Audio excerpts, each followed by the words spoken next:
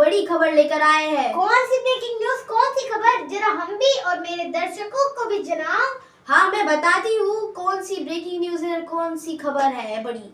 देखिए, वह इतना ज्यादा शातिर था कि उसने गूगल तक को सर्च कर लिया कि कैसे पुलिस से बचे, कैसे चोरी करे, सहित बहुत सी चीजें। और उसने बिहार की सभी फिल्मों को देख लिया जिसमें चोरी थी, और उस सारी फिल्म में खाकी भी आई थी। उसने सारी फिल्मों को देखा कि आखिर कैसे हम चोरी करें, कैसे पुलिस से बचे, और उसी घृणित कार्य को उसने अपनाया।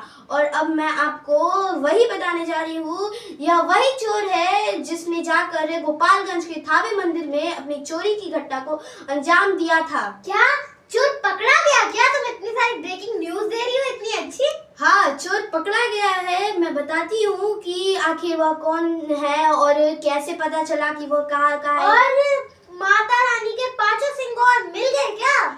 हाँ, हाँ, सब मिल गए क्या? मैं बताती हूँ। पहले यह बता दूँ कि अब यह जो थावे मंदिर की घटना थी जिसमें माता का श्रृंगार का सामान चोरों ने चुरा लिया था, और अब यह एक चोर उसमें से पकड़ा गया है। और इसका खुद खुलासा ये जो गोपालगंज के एसपी है यानी कि अवधेश दीक्षित, उन्होंने खुद किया है एक प्रेस वार्ता करके।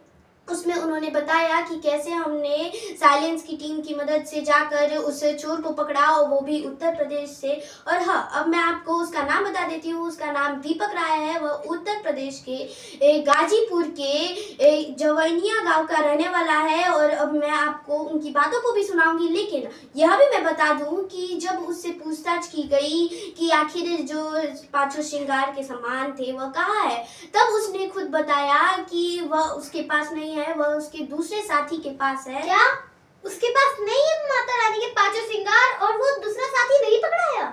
नहीं, दूसरा साथी अभी नहीं पकड़ाया है। और उसने खुद यह बताया कि जो पांचों श्रृंगार के सामान थे वह सब उसके दूसरे साथी के पास है, और दूसरे साथी का अभी अता पता नहीं है। हालांकि मुझे कंफर्म नहीं है, लेकिन हो सकता है कि वह जो चोर है उसने अपने दूसरे साथी का नाम पुलिस को बता दिया है, लेकिन अभी पुलिस ने इस बात को प्राइवेट रखा है कि किसी को पता न चले और उसे भनक ना लग जाए, इस वजह से वह भाग ना जाए।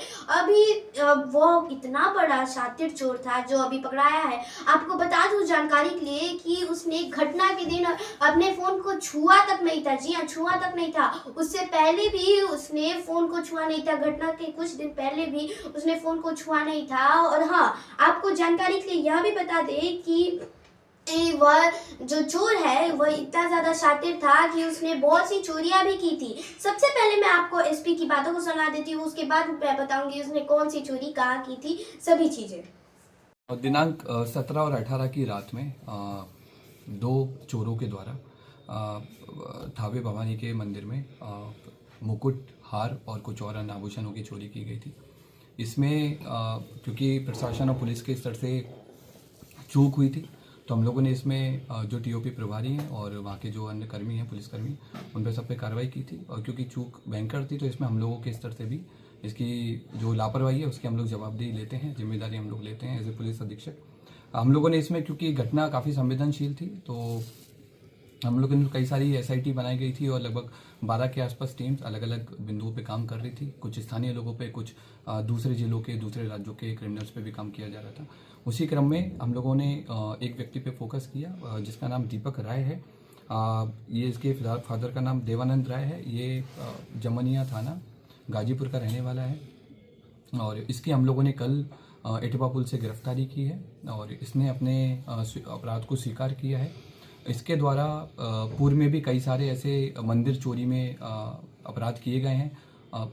इसी साल मार्च 2025 में इसके द्वारा महू जिले के कोतवाली थाने में शीतला माता मंदिर में चोरी की घटना कारित की थी, जिसमें जेल गया था और 13 नवंबर को जेल से छूटा है। जेल से छूटने के बाद में फिर इसने थावे मंदिर और पुणे के एक बड़े मंदिर की रेकी करना स्टार्ट किया। वहाँ के सोने मुकुट के बारे में इसने गूगल पे और यूट्यूब पे अच्छे से सर्च किया, और 10 और 11 की रात में थावे मंदिर में आकर प्रॉपर रेकी की, और जिस तरह से घटना कारित की गई है उसी तरह से इसके द्वारा रेकी किया गया। मंदिर के पीछे जो अंडर कंस्ट्रक्शन बिल्डिंग है उसमें चढ़ करके इसने देखा कि कैसे आना है, कैसे जाना है और किस तरह से पूरा प्लान करना है। ये उसने उस दिन पूरा स्ट्रेटजी बनाई, और 17 तारीख की शाम को 5 बजे अपने घर से चलकर यहाँ पर थावे मंदिर में 11:45 के आसपास जिस तरह से रेकी की गई थी उसी तरह से इसके द्वारा घटना को कारित किया गया। कारित करने के बाद गांव के रास्ते से होकर पैठान पट्टी होकर के इसके द्वारा वापस अपने घर पे गया और अपने आभूषण को, जो अपना दूसरा साथी है, उसको इसने हैंड ओवर कर दिया ताकि पुलिस अगर इसको पकड़े तो आभूषण नहीं मिले। कितने लोगों ने मिलकर सर चोरी की घटना अभी तक की जो हमारा अनुसंधान हुआ है और इससे पूछताछ में अभी तक हम लोग 2 लोगों पे काम किए हैं और 2 लोगों की संलिप्तता पूर्णतः पाई गई है। इसमें दोनों लोग आइडेंटिफाई हो गए हैं। एक व्यक्ति दीपक राय की गिरफ्तारी हुई है। उसके पास से हमको घटना में जो उस दिन घटना हुई थी उस वाला कटर हमने बरामद किया है, जो कपड़े पहने हुए थे वो बरामद किए हैं।